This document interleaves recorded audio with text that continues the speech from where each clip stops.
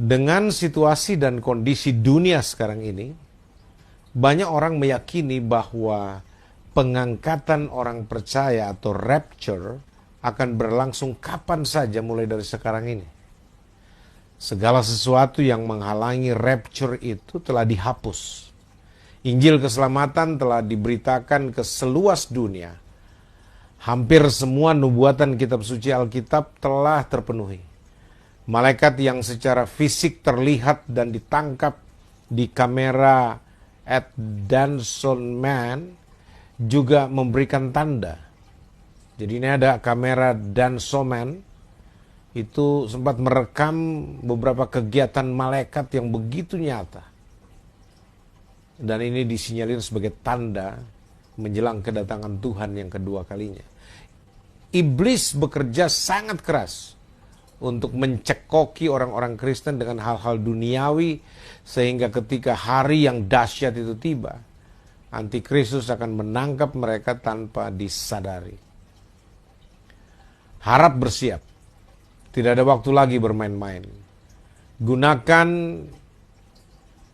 keuntungan dari SMS gratis misalnya, atau media sosial apa saja, untuk mengirim pesan ini ke setidaknya semua kontak Anda atau grup WA yang Anda punyai.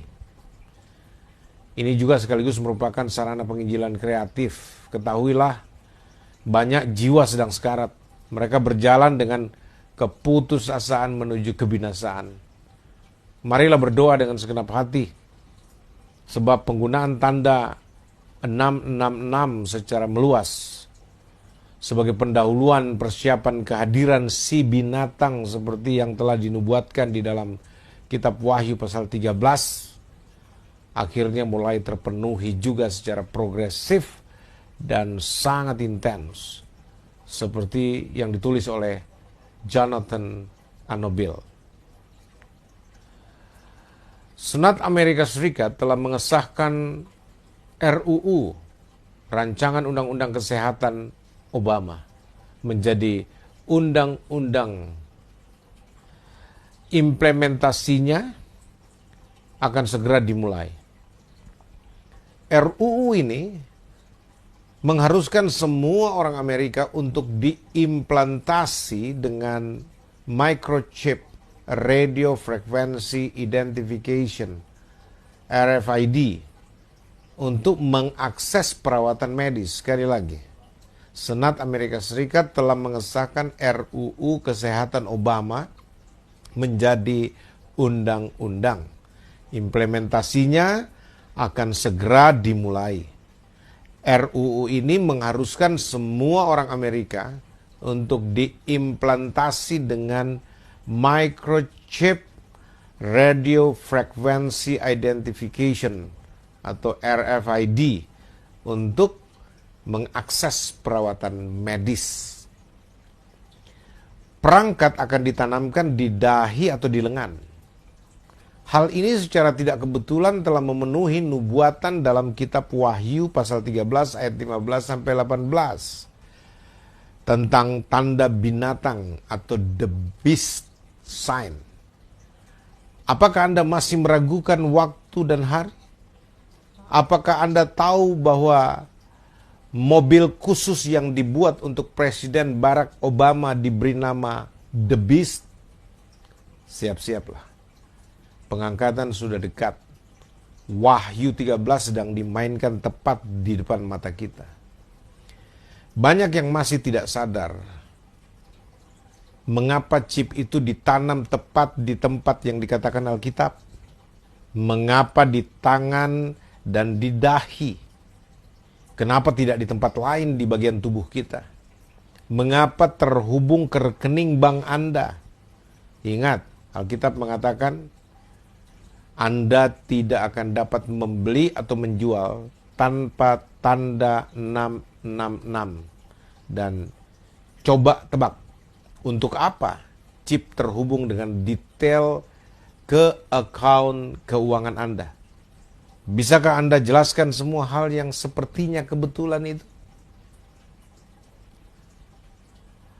Apa yang paling membuat hati saya sangat sedih adalah banyak orang Kristen di gereja-gereja kemungkinan besar tidak akan diangkat ke sorga jika Yesus datang sekarang ini. Kenapa?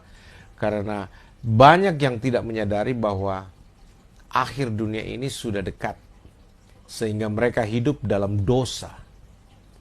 Stop. Jangan lagi membangun alasan sok pintar bahwa itu kemajuan atau perkembangan teknologi. Jika setiap bagian dari kehidupan Anda tidak selaras dengan firman Allah, bertobatlah dan percayalah Yesus Kristus dengan segenap hatimu, agar kamu masuk surga, dan pastilah kamu tidak akan pernah berakhir di neraka. Pikirkanlah dengan serius akan hal itu. Neraka bukanlah tempat yang indah. Bagian terburuknya adalah orang yang masuk neraka tidak akan keluar untuk selama-lamanya. Neraka bukan tempat perhentian sementara, tapi tempat tinggal tetap bagi para pendosa. Dia yang memiliki telinga baiklah mendengar apa yang dikatakan Roh Kudus kepada jemaat.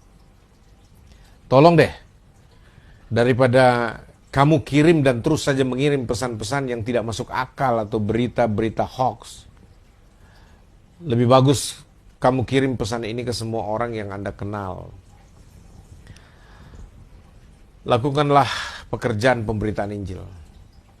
Harap bagikan pesan ini dengan semua kontak Anda dan di semua grup WhatsApp Anda, serta di grup-grup Facebook Anda, dan juga di komunitas Instagram Anda mungkin. Pernahkah Anda berpikir bahwa Anda harus memperlakukan Alkitab dengan cara Anda memperlakukan ponsel Anda? Bahwa Anda benar-benar tidak dapat hidup tanpanya?